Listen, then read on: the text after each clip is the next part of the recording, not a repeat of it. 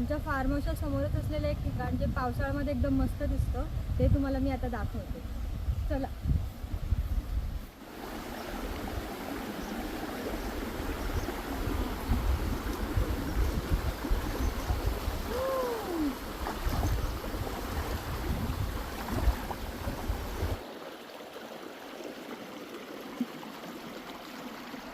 एकदम थंड थंड आहे पाणी. नदी आहे ना एकदम अशी फुल भरलेली आहे.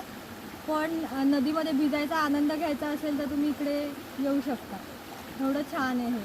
तिकडे पण एक जात आहे समोर त्या बाजूने आणि इथून पण एक जात आहे. पहाड वगैरे जे आहेत ना ते सह्याद्रीच्या डोंगरांमधून, सह्याद्री पर्वतरांगांमधून वाहत आलेले जे पाणी आहे ते एकत्रित होऊन नदीला जातं ते आहेत हे.